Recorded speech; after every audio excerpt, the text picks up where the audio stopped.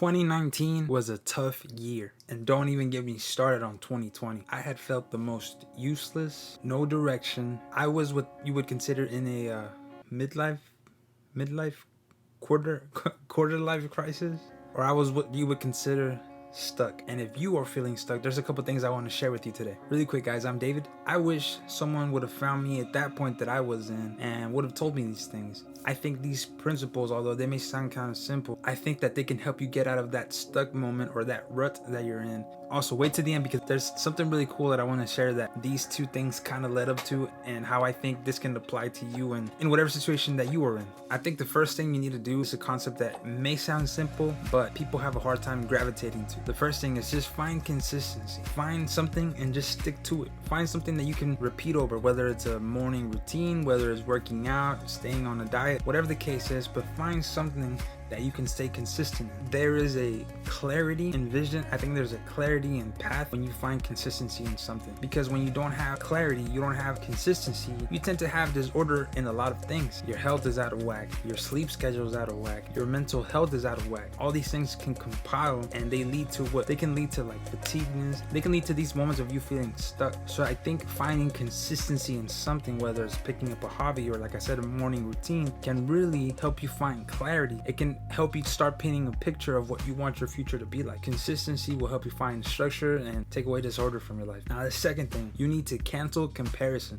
I've found that in my life, at whatever point I'm in, either it does a couple things. It makes me feel like I'm not enough. It makes me feel like I'm not where I need to be. It makes me just get frustrated because I'm not lining up where I need to be, or where I want to be, or what culture says I need to be, or what society tells me that I need to be. I remember at that time, a couple years ago, I started comparing myself financially. I started comparing myself emotionally, or whatever the case, in every single facet, and I would find that I wasn't near where I needed to be. I wasn't where my peers were. I wasn't where my family thought I should be, or whatever the case may be. And these pressures of the comparison that I had mounted upon myself, because I brought those pressures onto myself, just led to me being frustrated, led to me just kind of not wanting to pursue my dreams or pursue my passions. So a practical way that you can practice canceling comparison is every time you look at someone, or you're in a specific spot and you can celebrate a small win, or whatever the case may be, the first thing you need to do, the thing that you probably need to constantly reiterate in your mind, is that you are on your own journey, and those people that you're comparing yourself to are on their own journey. And let me tell you, once you get a hold of that thought, that becomes so liberating. And you got to be careful, because there's a fine line of having a point of reference. You know, like,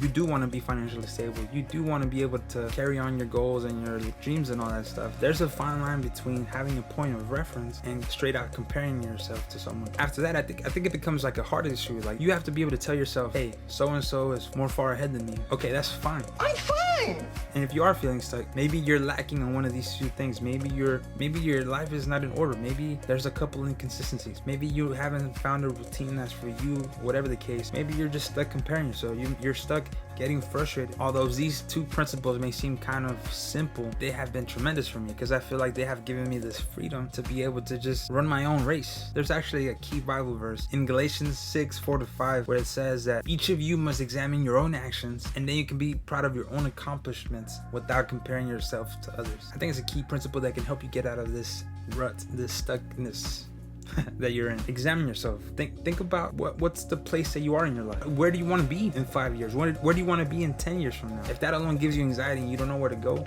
then you need to re-examine and take it little by little. What's the next immediate thing you could do? Think about small steps, baby steps that will get you to the next step. And that's kind of where I was 2019 leading to 2020. I found myself thinking, well, where am I gonna go from here? What am I doing? You know, this post-high school, mid-college, quarter life, identity crisis thing. And little by little, I started to develop a routine, and flat out started just to change my mindset, and stopped trying to compare myself, and realized that I don't need to compare myself to my peers. I don't need to compare myself to my friends, or think that I need to be ahead in some sort of way, or be better off than so-and-so. And little by little, I think God used these two principles and started working in my life. And little by little, that helped me to start rediscovering my love for producing music, for writing, for all these things that kind of led to the birth of my company, Bluswitch Productions. You guys go follow. I'm gonna link the stuff below. And through this company, I've gotten to work with some of the most talented musicians, taught some talented people, and I even got to sign some really talented artists, which I'm gonna link below. You guys go find them. If you want to know more about this company, let me know down in a comment.